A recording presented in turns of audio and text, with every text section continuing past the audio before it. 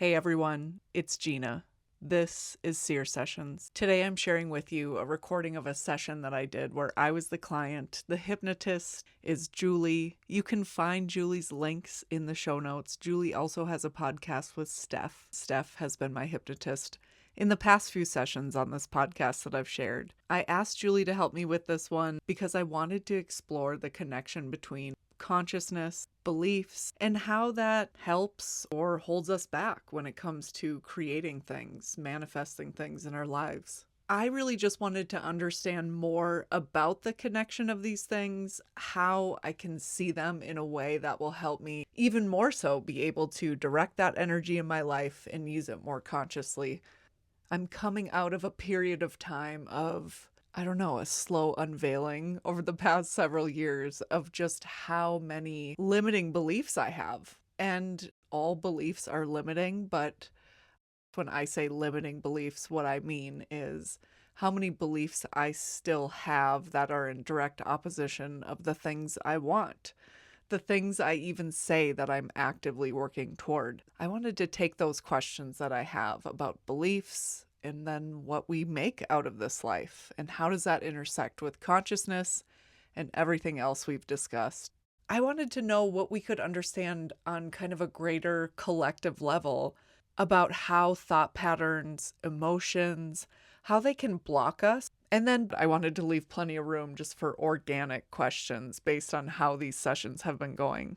We begin with a little conversation before we begin the actual hypnosis part of the session. In that short conversation, I give Julie just a little bit of an update of where we've been and where we're going. Julie knows just a little bit about my experience on the Red Planet, but I wanted to catch her up to speed just because we recorded this about a month ago, and so she hadn't yet heard the sessions that Steph and I did. So that is where we start. Okay, into the episode. Let me just give you just like a couple minute high level of kind of where I've been going. So my Okay. intention was to go to a different lifetime to explore consciousness, collective consciousness, creating, manifesting, Okay. astral plane to get more tangible. What are we talking about here? I went with the intention to experience another lifetime and I ended up on the Red Planet. Oh, okay. Yeah, and then it was like understanding why I was there, which was kind of I guess I'm actually living a life there on that council and I visit there with this part of my soul. I Okay. don't know. I'm following this thread and they were wanting to do experiments with me, not on me, but with Okay. me. When Steph asked, what are these experiments? They were like, in these hypnosis sessions for the podcast, you're going to come here and get the information that you're looking for. Well, I will be exploring that more in the future, but for the intention of this session, I just want to experience another lifetime. And hmm if I end up in another lifetime, cool. If I'm on the Red Planet, I'll let you know. Like if questions pop in your head like about the planet or what, just more details about kind of the environment, definitely okay. if you want to ask those, feel free to do it for sure. Awesome. All right. So go ahead and connect to the divine light at the highest source. You'll move through this door and into another lifetime, one that will bring clarity about the connection between consciousness, beliefs, and what we create in this life. Stepping firmly into a memory from another lifetime. And go ahead and just allow the details of this lifetime to unfold. And whenever you're ready, Gina, just let me know what you're aware of here. I'm on the Red Planet and I'm in, I guess, the kitchen of the dwelling that I live in. I'm trying to figure out if I'm in that life or if my awareness as Gina is just visiting Oh, in that life. Because that's kind of how it opened up, okay. was like my awareness as Gina was there with that life and we were interacting as opposed to me having the awareness come from that life. And there's, I guess what's really throwing me is there's this I cannot get this vision out of my head, and I'm really resisting it, and I feel like it's the only thing that's in front of me, but Okay. it's almost like this ant creature, kind of praying mantis-ish, and it's like in this kitchen with me, but it's taller than me, and it's so tall that and it's kinda low ceilings, but this thing is kind of hunched over, and I just feel myself almost feeling claustrophobic for this creature, Oh, okay. and so I'm experiencing a a scene or a memory from that life as me being incarnated on the red planet, specifically at the same time as this council, that I've been working with as Gina. It's so confusing. So I'm experiencing memories from the actual life, that life on the red planet. Okay. So that's and I don't like that he's in my space. I almost get the sense that his whether it's him or the type of being that he is are very much the type of being who just like kind of encroaches on your personal space, and that doesn't mean anything to them, but we find it offensive. And this is kind of the like I know like technically it's not wrong that he's in my kitchen, but I look at him and I feel like claustrophobic because he's hunched over, and I just don't like that he's in here. Okay. Do you know why he's there or what his purpose is? Is this a being you're able to interact with? Yeah. Okay. Yeah, it's like telepathic. Okay. And so I'm more like a human. It looks like a human. And whatever kind of being this is like from a different planet, and we're working with him on something. Okay. And I'm the head of the project on our side, and he's the head of the project on their side. Okay. And even though we're working together, our type of being from the planet that we're from, we're kind of doing this to help them. Oh, So, whatever this being is, the planet that this being comes from, they need something on this planet, or something they need is on this planet, and something that we're aware of and can easily help them use or get. It's not an extraction, it's kind of like an amplification. Hmm. so how does it help them or what is the amplification used for? Oh, I feel like so much of this is just out of my scope as Gina, but where this being who looks like an ant or a praying mantis, where he's from, it's like that world is shrinking, Oh, losing energy, getting smaller, something like that. okay. And what we can do is it's put an energy or a vibration into this planet, and somehow it radiates out and creates a change around their planet so it doesn't shrink as fast That or seems like a something. pretty big deal. Yeah, the idea of a big deal. Yes, and it's just manipulating energy, Hmm. and that's all it is. And Okay. so whether you're manipulating energy to drink water or to save your planet, it's all the same thing. It can all be, it's not like just because it's a huge deal, it's a huge deal to help them. Yeah. Wow. So what's happening right now? So this community has been incarnate our community has been incarnating or has been here for generations and generations. And so we're used to it. We're used to our way of life here. We have very, I don't know how to say it, even though the last two hypnosis sessions have been all about it. It's like I can't even go there with my mind right now, but it's we manage consciousness and we manage energy levels.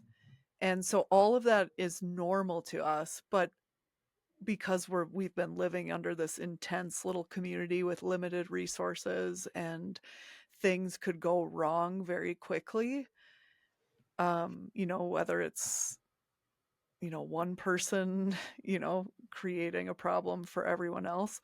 So it's pretty intense energy here, but it feels very peaceful because we've worked for generations and generations to create a peaceful community like this. And it's actually where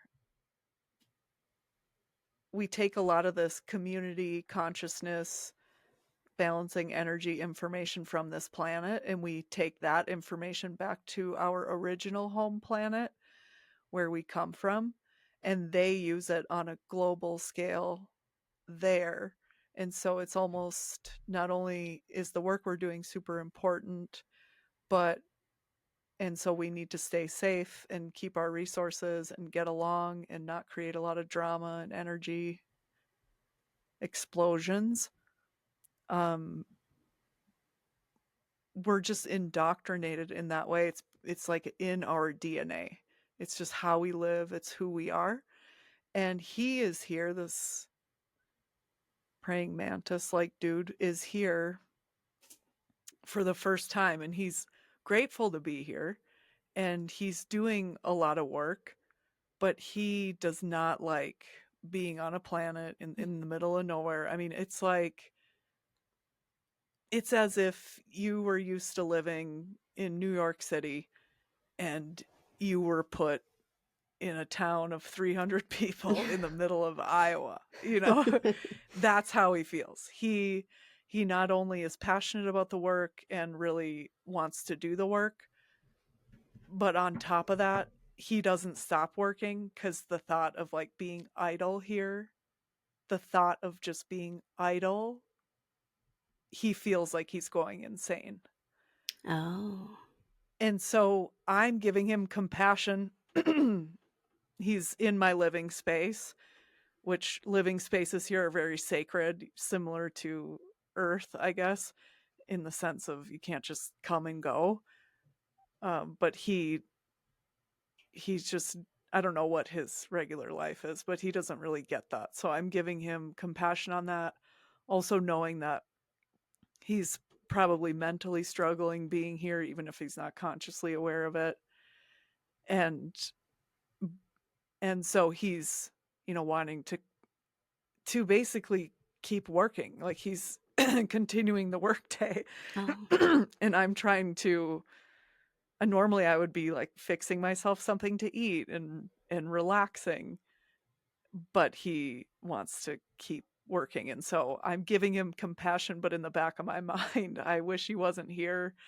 And I got to figure out what else I can do with him to keep him occupied at night, not inside my kitchen. Yeah. And so what do you do next? Where do you go from here? I keep him talking, and him and I walk to this circular structure. It's a meeting space. The council meets there. I don't know what else they use it for, but I know the council meets there. And I'm taking him there, and we're meeting another council member. And when we get there, the council member is walking up to the circular structure too, and you can tell he's He was in the middle of dinner. He has a sandwich or something that looks like a sandwich in his hand, and he's chewing it, and he gives me this look, and it's almost, it's a telepathic seems between the praying mantis and I, and then the communication between this council member and I. It's similar to Earth, where we use our voice, and that's how it's known that we talk to each other. But because we do so much monitoring of consciousness and energy, ours, other people's, it's really easy for us to have our own telepathic conversation. But it's like in the energy of us, and that praying mantis dude is, he doesn't see it. And so when this council member comes up, we exchange a message basically that says, let's do what we can tonight. Tomorrow we'll figure out a way to help this not happen tomorrow.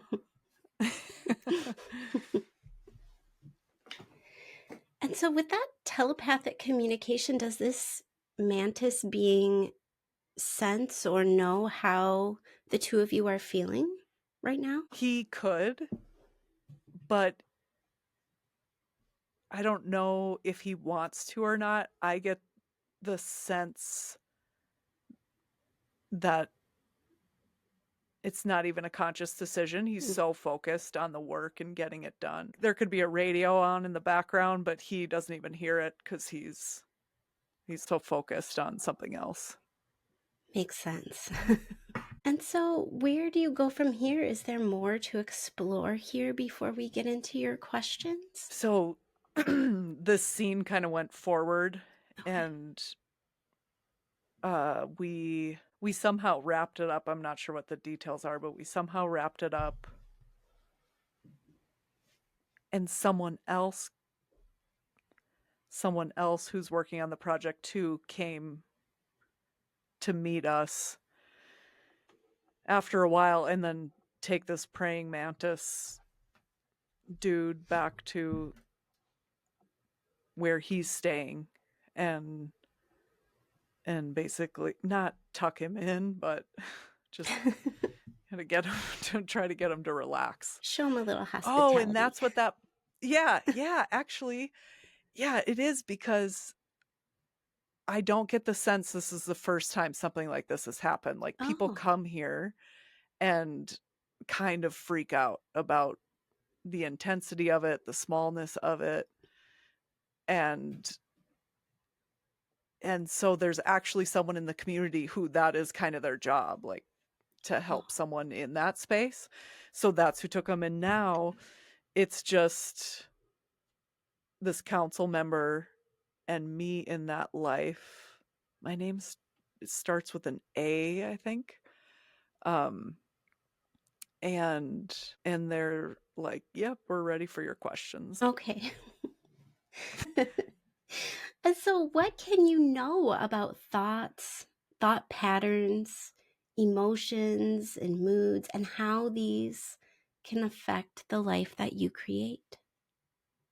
First, they're bringing my attention to one of the last questions you asked, when you said if the praying mantis being, if it's telepathic communication, does he know what this council member and I were tuning into? And that's what they're calling that to my attention, because they're saying your your thoughts are where it all begins. That's where the opportunities are. So just like that praying mantis could have tuned in to what we were saying, he was, his thoughts were completely somewhere else. And so with that, he's not even seeing that opportunity. And not that reading someone else's thoughts is an opportunity or not. It's just, it was an opportunity in that moment for him to pick up a communication, not good or bad that he didn't, or if he would have. And so it demonstrates that for everything first starts in our thoughts. So whether you think of it as creating or building something or manifesting, all of that starts with your thought. And where your thoughts are then influence what you see as an opportunity. And an opportunity being, where do you want to put your attention? What do you want more of? And so in that situation, my hope for that praying mantis is that he intentionally chose to be so absorbed on other things so he didn't notice that communication. And I only say that's my hope for him is because I hope that everyone is making, this is me in that life. For a second I was like, who's talking right Oh. now? Okay, so this is me in that incarnation explaining this. Okay. So that's the whole point, is that we just want to be conscious of these decisions that we're making. And we want to be conscious of where we're putting our thoughts. Mhm. And we want to be, if we think of just this idea of devotion, like to be devoted to something, to work for something, to be devoted to, a project or a person or whatever, it starts in your thoughts, and then it's about where you focus. Hang on a second. There's like this link between something about devotion. Yeah, take your time. Okay, so if devotion is how you get there, the action you take, the thoughts you have, the planning you do, the decisions you make, then what you focus on, what you focus your thoughts on, is kind of like the fuel for that devotion. So if you're thinking about something you don't want, you're still putting energy in that direction. I'll just sit with that for a little bit longer. I Yeah, feel like go there's ahead. more coming in. Sure. Dang, this is a lot. Man, it's that feeling where it's like they're talking behind my ear, but it's just, I can feel like it's so much stuff being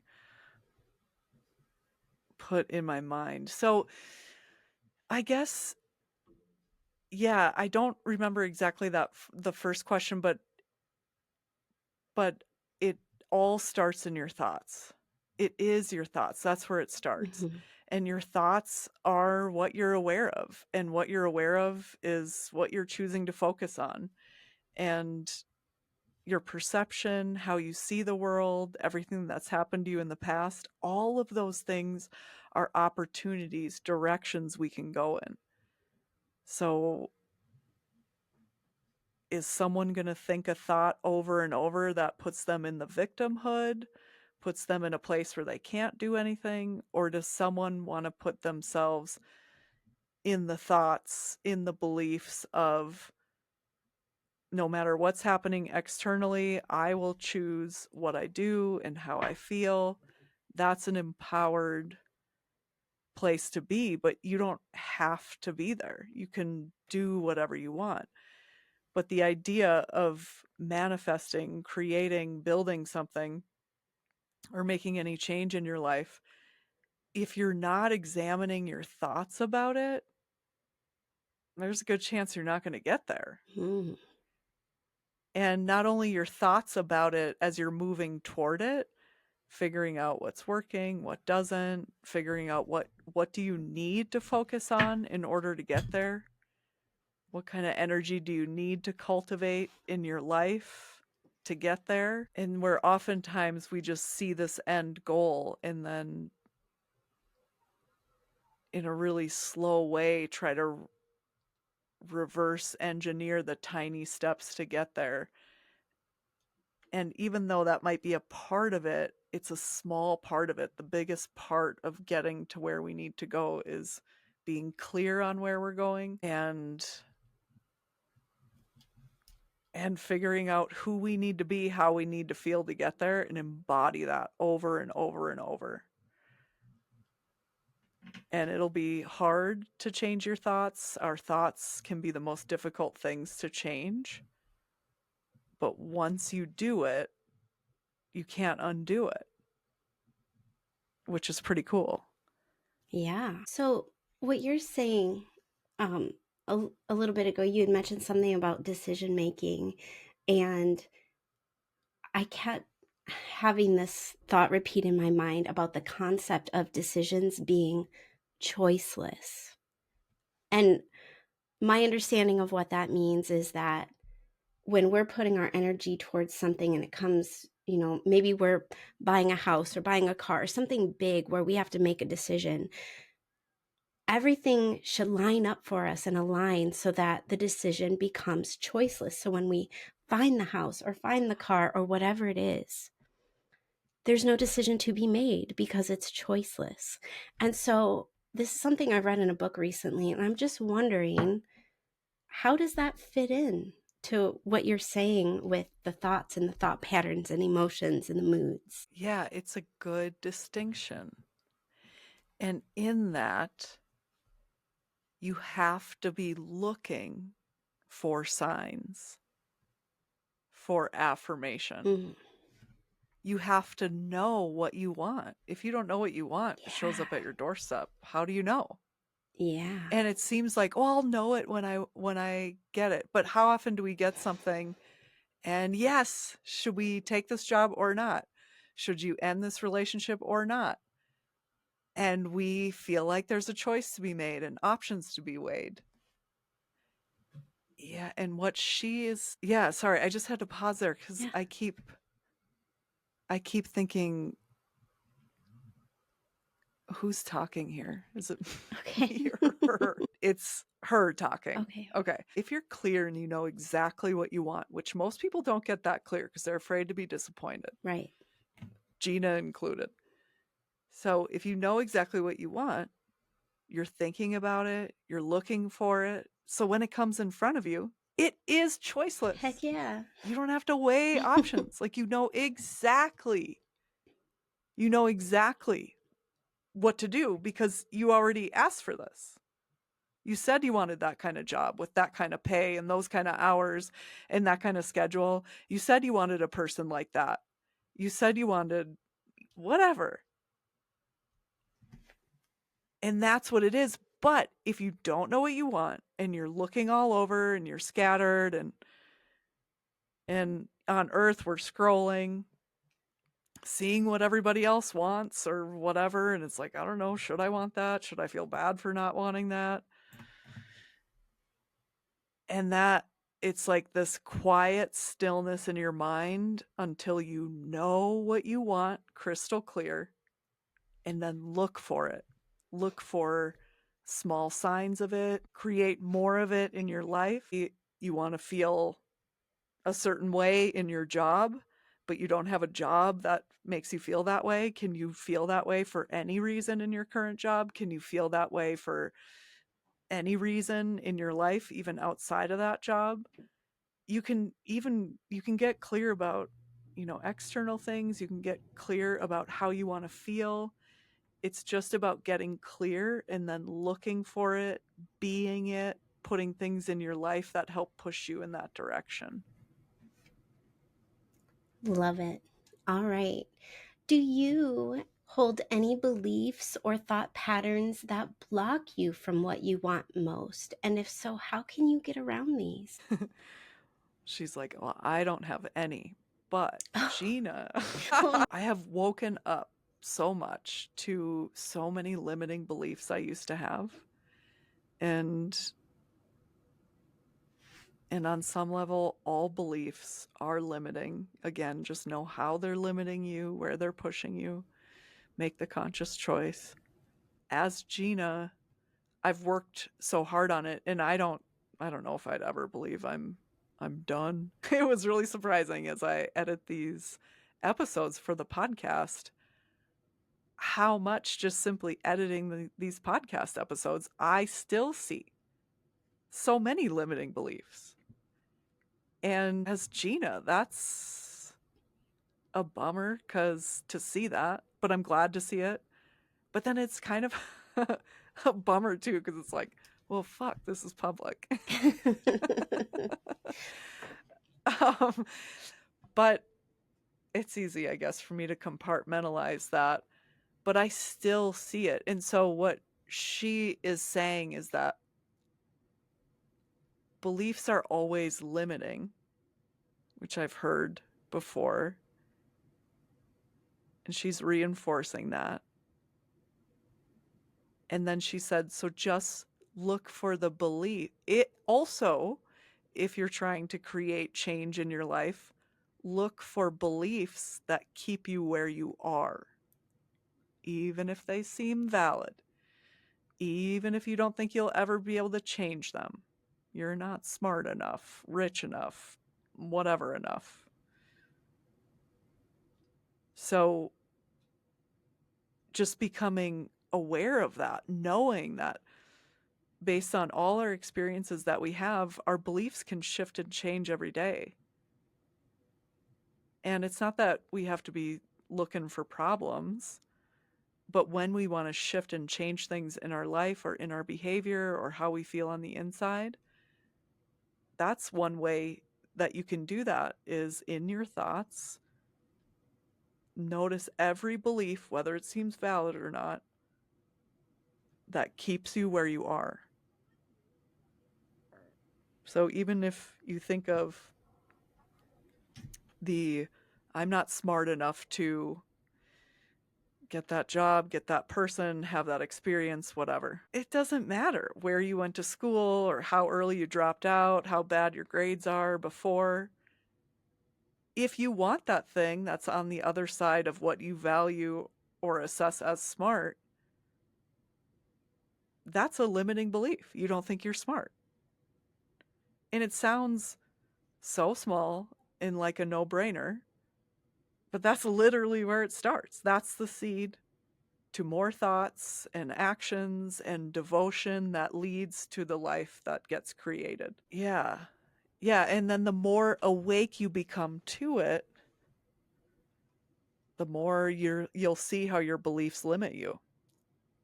And then you'll start to see, oh, I can't just get rid of everything that limits me because on some level this serves me and I want it in my life right now, a certain belief, for example. And then you just have to hold it and you just have to monitor it and you have to trust yourself that you'll monitor those beliefs and those thoughts. And it seems super tedious and small, but that's where it starts. It's like on the smallest level. All right. Are there common thought patterns or misconceptions about all this that hold people back or keep them stuck? Nothing's too small to matter. Mm. If you're noticing it from this conversation or from anything else in your mind that leads you to see a belief that limits you in some way that's a deal breaker, like I got to change that belief. I have to believe I'm smart enough. I have to believe it. Okay, what can help me feel smart? Well, I feel smart when I do these kind of activities, when I talk to this person, when I read these books, when I learn from this teacher. So do it. Even if it's totally unrelated from that job or that relationship or whatever that experience you're trying to have that you think you're not smart enough for, find pockets of your life where you can start to feel smart. Prove something different to yourself. And you just got to do it. If shit's got to change, shit's got to change. So what are you changing? Right. But people just think they need a different goal or a different training plan or step-by-step method to get to that goal. And that might be a part of it, but there's a lot of things out there that don't work for most people. And so how do you know which one to pick? You get clear on exactly what you need and then look for it. So to think that if it's in the big flashy change, it's not that you can't want that or execute on that, thinking that your thoughts don't matter or your excuses don't matter or your beliefs don't matter. This incarnation of me on the red planet is she just can't even fathom a life where people aren't solidly aware of how much their thoughts, emotions, beliefs affect their own lives. How can we create in spaces or situations where we feel like it's completely out of our control? So she is talking about going within, and I'm not really sure the words I used last time, but the picture is more what I'm seeing. 2 sessions ago, I talked about collective consciousness and the individual, and it was similar, kind of when to turn within and move away from the collective energy, when to shift and change.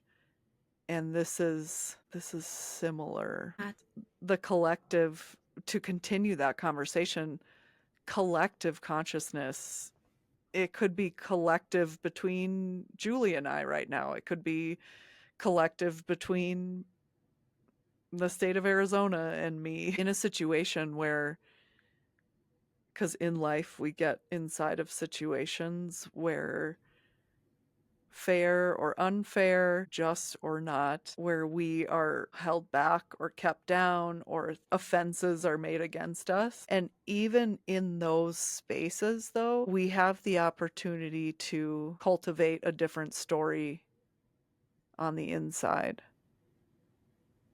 And so to accept the situation we're in, so you're not pretending it's different. You see it all. See the ugliness of it, see the intensity of it, the prolonged periods that it's been going on, and you accept that. And still, you choose to cultivate something different on the inside.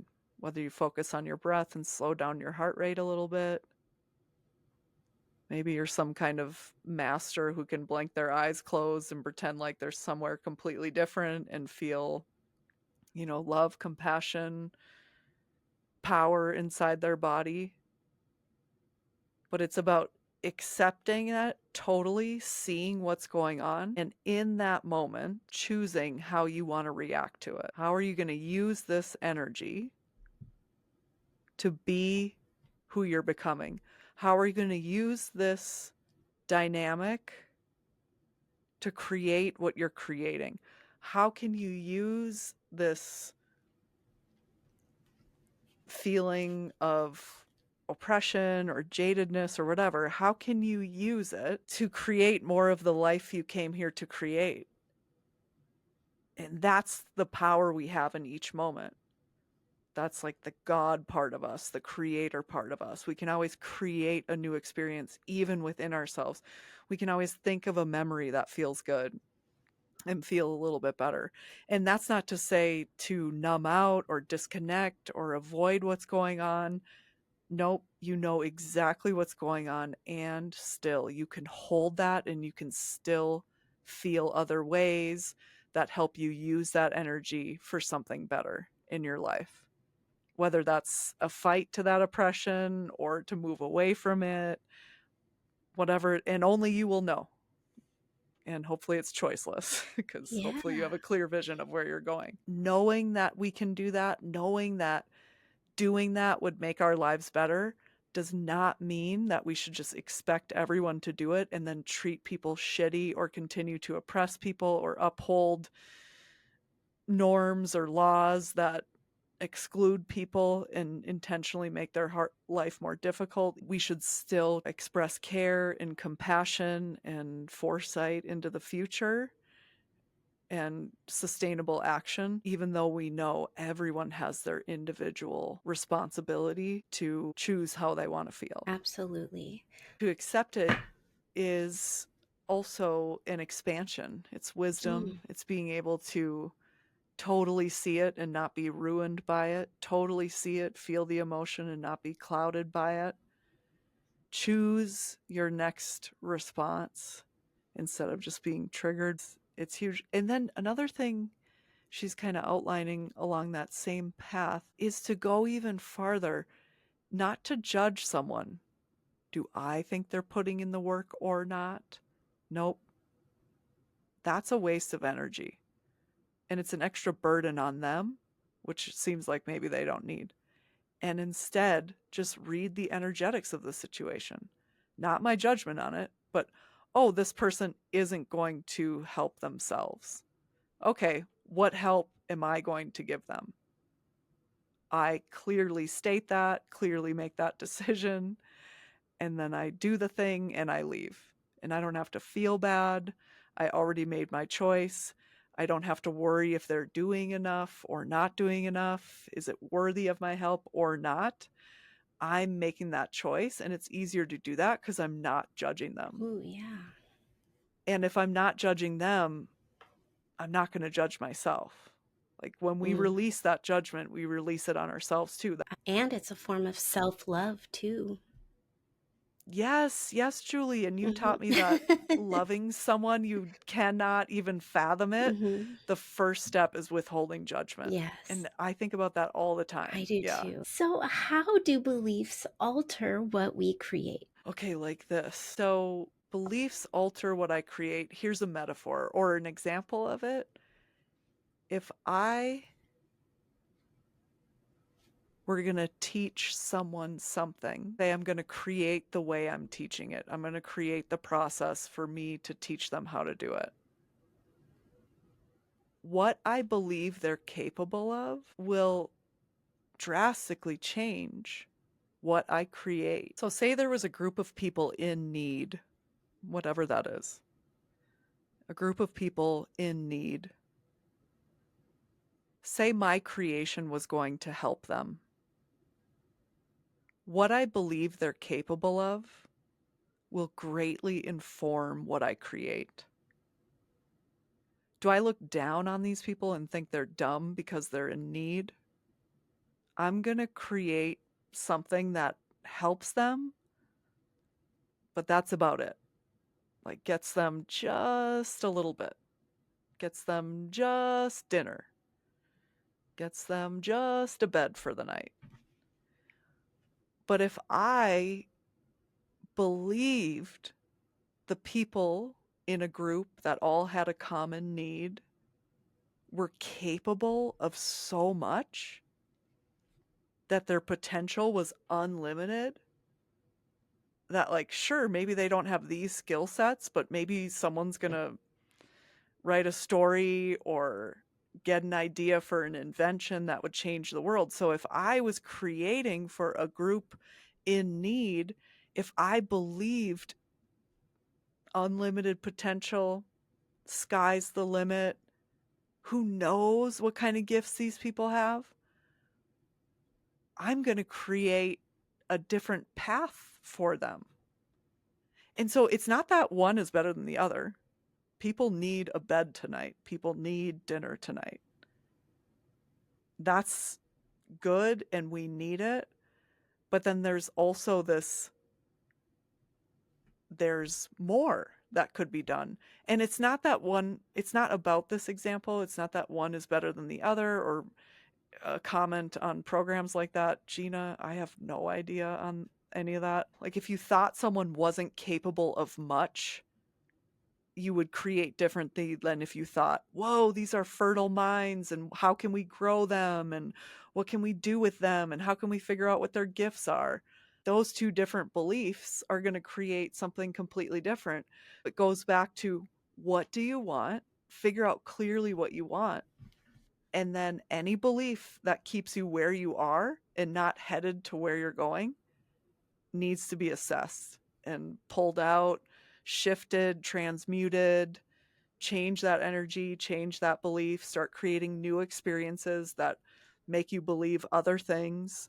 Sometimes we have to trust in those situations. Sometimes we have to take a risk in those situations. But what we believe influences what we create completely. It's what it's made out of. Yeah, it's huge. And is there any other information or clarity about the connection between consciousness, beliefs, and what we create in this life? She's reminding me of something that I've learned a few different times from a few different teachers or books in the last couple of years. This idea of it seems so tedious to think about your thoughts and manage your beliefs, but we're doing it in an effort to be in more alignment with our soul's true desires.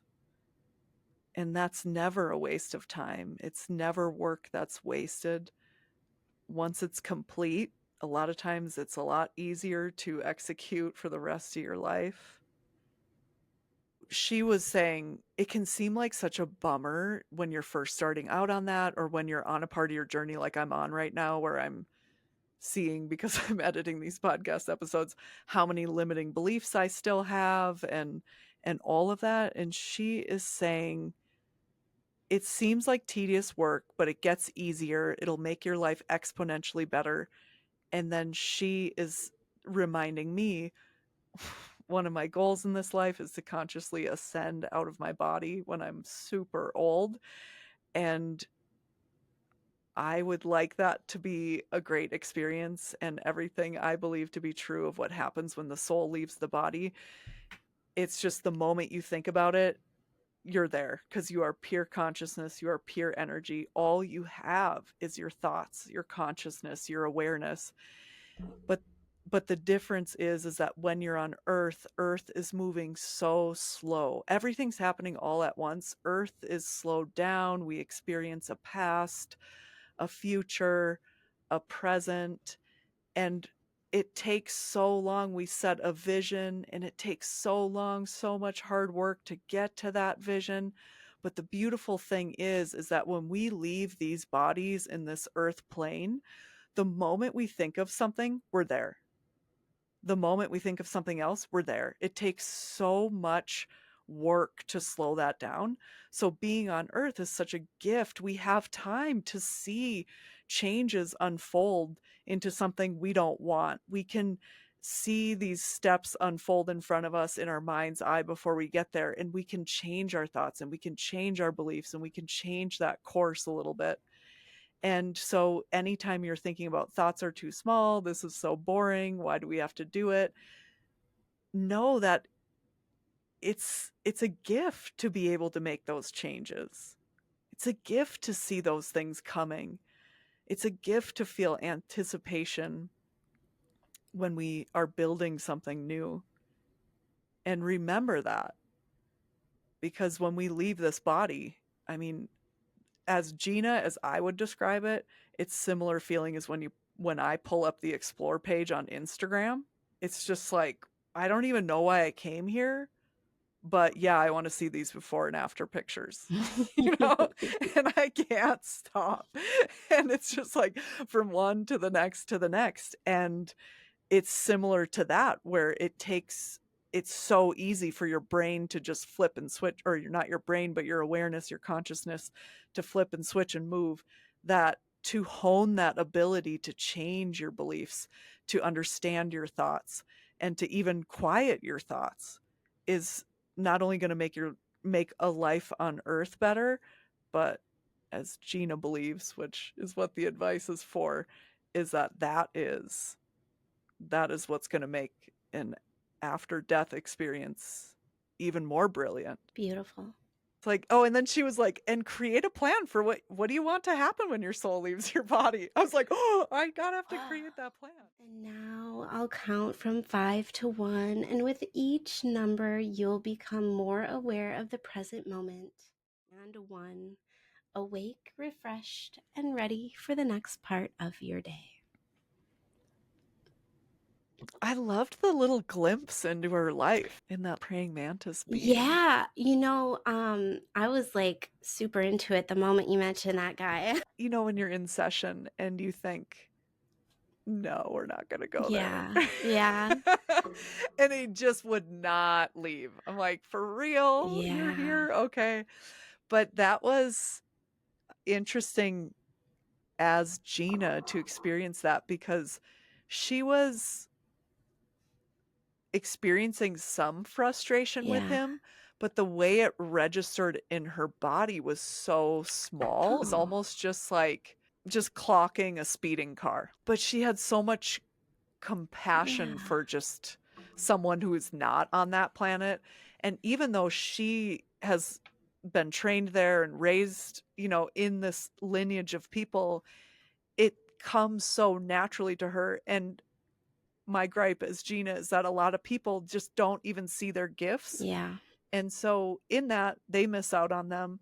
But a lot of what people do is judge other people, for not oh, why is that taking so long for you? It's like, well, you're naturally gifted at this. Mhm. Or, oh, why is this so hard for you?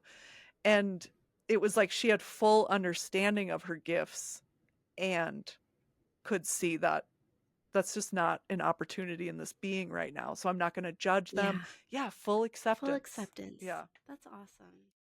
That is our episode for today. I created this podcast to showcase my work and the benefits of hypnosis and exploring the unseen realms around us. I've been a client of hypnosis and these journeys since 2013. I've been leading clients on these journeys since 2018. Having these experiences has made me more honest, responsible, aware. It's made me feel more in touch with who I am and my purpose in this life. My hope in sharing this work is that more people become introspective, process their life, and begin creating something even more beautiful. You can learn more about my work at seersessions.com.